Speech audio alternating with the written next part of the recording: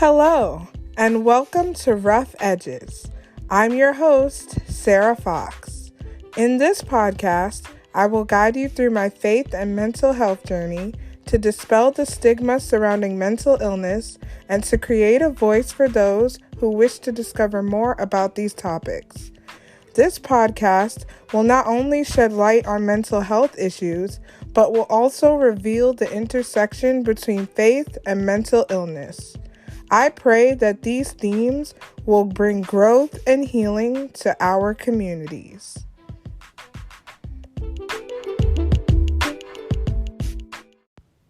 Hello, and welcome back to another episode of Rough Edges. I am so excited about this week's episode because it is not only near and dear to me, but it is something that I've been experiencing in my own life, and I can't wait to share it with you. This week, we're going to talk about what you should and shouldn't say to someone with mental illness. But before we get into that, I want to go through the highs and lows of the week. So let's start off with the lows. So this week has been a very busy week for me. I have been working, and it's just very hectic right now, in terms of like audits and getting all the accounts together to close out the year on a good note. And it's just been a little bit frustrating because I've been putting a lot of pressure on myself to produce some good work, and I have just been overexerting myself, and to the point where I feel like I might be burning out a little bit. But other than that, work has just been very hectic. Okay, on to the highs. So this week, I got to have a very, very great weekend. I got to share my testimony with how I found a job during the pandemic and what graduating during the pandemic taught me about waiting on the Lord and trusting in His plan for my life. So I got to share that testimony in a prayer meeting, a virtual prayer meeting, and a lot of people were blessed by it, and that was an amazing experience. I also got to do a little photo shoot, with one of my friends. We got to go to the Met, and we got to see this amazing Walt Disney exhibit. I highly recommend, if you're in New York City, visit the Met for that wonderful exhibit. It was just so magical and amazing. So visit that, check that out. And I also got to do some LSAT studying this weekend. I want to become an attorney, and so studying for the LSAT, although it was trying, I am seeing some improvement in some of my skills, so that is also a win. Now, let's get into today's episode. This week, I wanted to talk about things that you should and shouldn't say to someone who has a mental illness. These things that I'm about to mention are things that I've been told or I've heard other people say to people with a mental illness. And I wanted to highlight these things because I wanted to show ways that we could be more kind and caring to people who have it a little bit more harder than we do. And I wanted to bring these things to light to show ways that we can also be kind and caring to other people, especially around the holiday season, where some people have a difficult time traversing through their emotions. So let's begin. Here are 5 things that you shouldn't say to someone who has a mental illness. Number 1, think positive. Now, I had a roommate in college who would always tell me to think positive whenever she heard me saying negative things. And while it was helpful on the surface, it did turn into toxic positivity. Now, toxic positivity is something that forces you to be positive, even though you are having negative emotions. And it's something that prevents you from dealing with your negative emotions, and it also minimizes the feelings that you have. So you never really want to say to somebody who is having negative thoughts, think positive, because that just makes them feel guilty for thinking negative, and it also minimizes the feelings that they're having in that moment.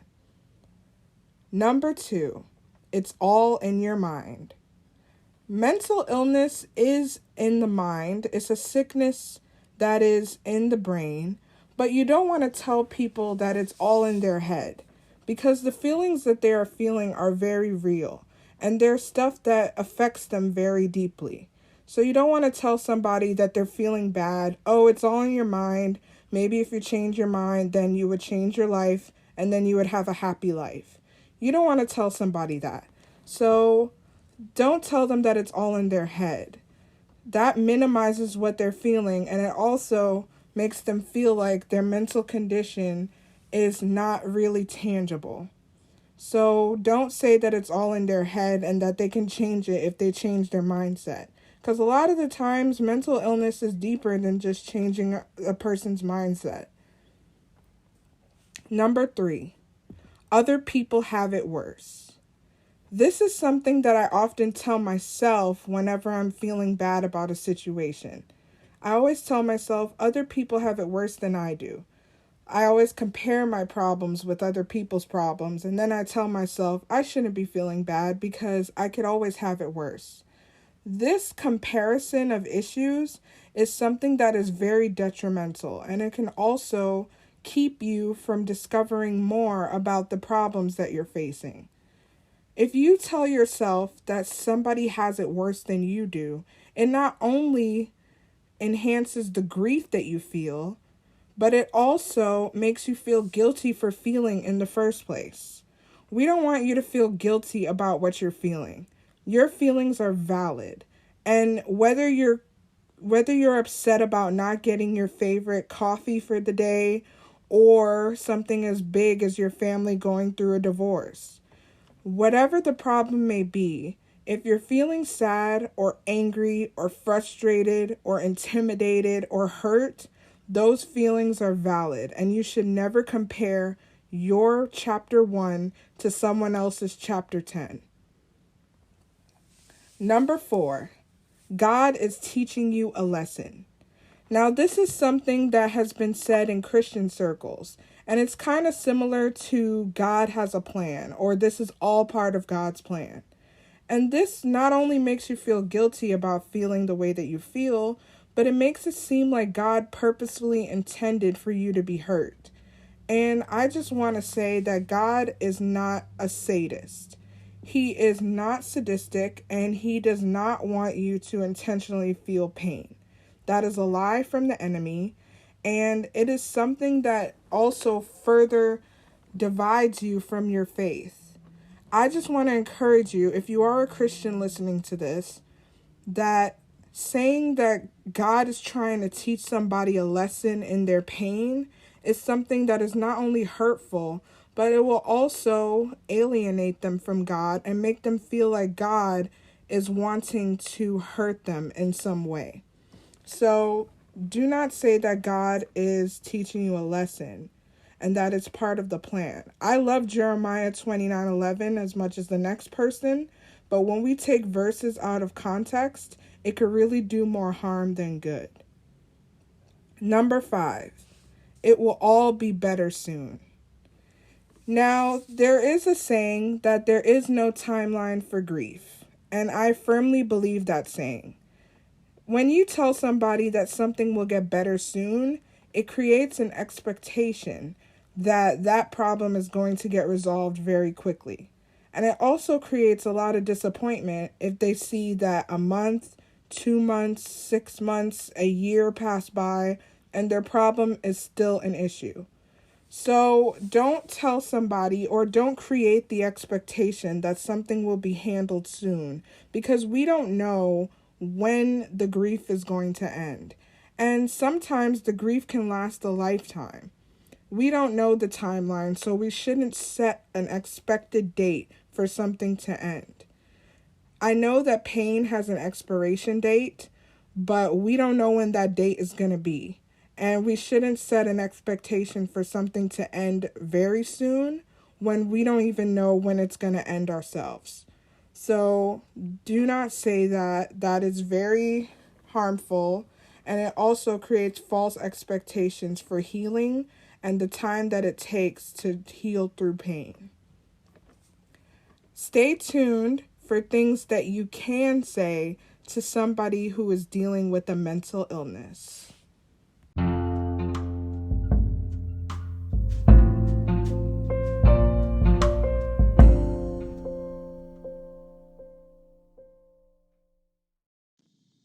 Welcome back.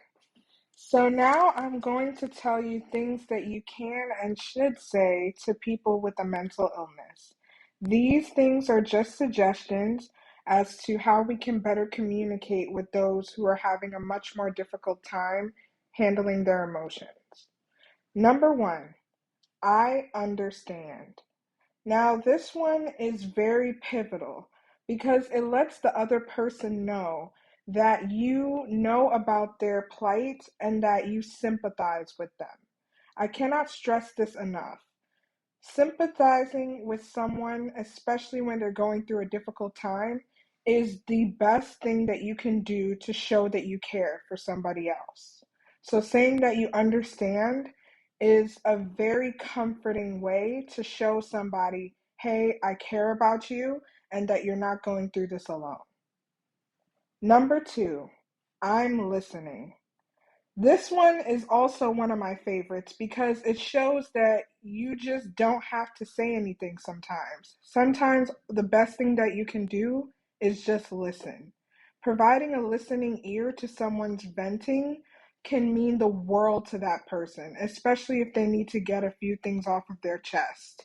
There's nothing wrong with providing some advice, but sometimes sitting down and listening to the person and sitting with them in their pain is one of the best things that you can do to show them that you're there for them. Number three, I believe in you. I cannot tell you how many times I have been comforted by hearing those words.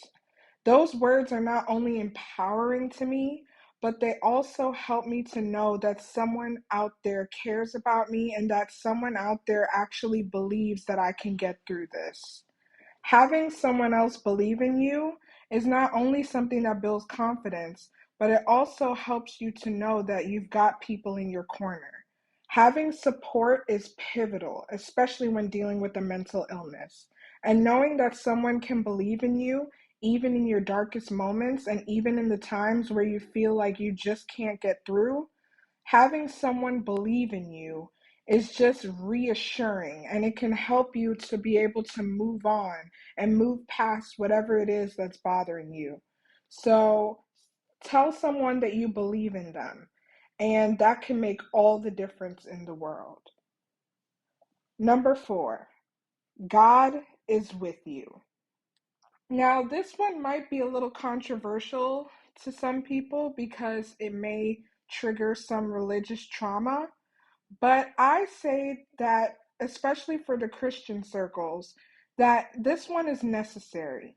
Instead of saying things like God has a plan in this, or God is trying to teach you something in your pain, instead of just making it seem like God is punishing you, why not just remind that person of God's presence in their life? And God's presence is not something that should be triggering or something that should be, intimidating, but it should be something that brings the utmost comfort. Because the Holy Spirit is a comforter, and He is here to comfort the grieving and also turn mourning into gladness.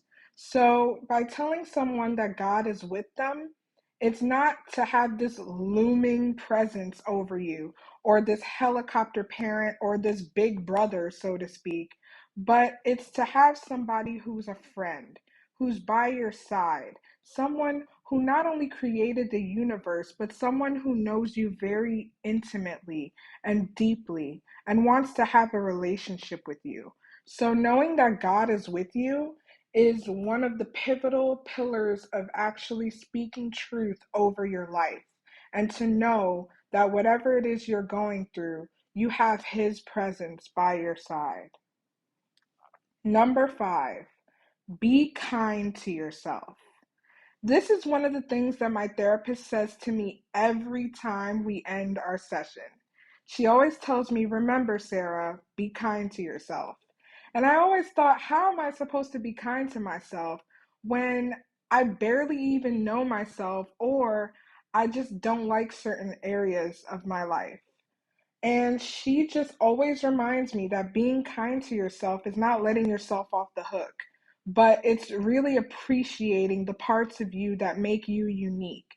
And showing compassion to yourself, especially when you're dealing with a mental illness, is so vital because it not only helps you to not berate yourself for every mistake or every emotion that you're feeling, but it also helps you to see that you are a human being and that your feelings are valid and that you are going through a rough time, but that doesn't make you a bad person. So, being kind to yourself is a very pivotal exercise. And I would just encourage you, like, if you're having a hard time being kind to yourself, I encourage you to at least write down maybe 3 to 5 things that you did well for that day and just celebrate it. You need to learn to celebrate yourself and not get so hard on yourself. And I'm talking to myself when I say that because I'm so quick to berate myself or to beat myself up, especially when things don't go my way or I make a mistake. But I'm here to tell you that being kind to yourself is the greatest act of self-love that you can possibly do. So remember, always be kind to yourself and show yourself a little bit compassion because you are a human being and you are worthy of love, especially loving yourself. Thank you so much for listening to things that you should and shouldn't say to someone who has a mental illness. I'm taking a little bit of a break for the holidays, but we will be back the following week with all new episodes on Rough Edges. Stay tuned for more.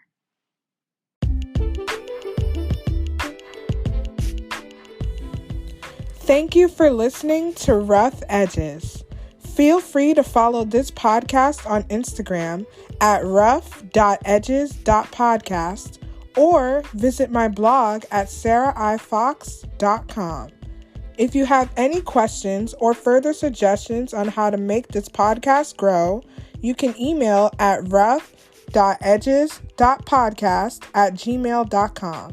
Thanks again for listening and have a wonderful day.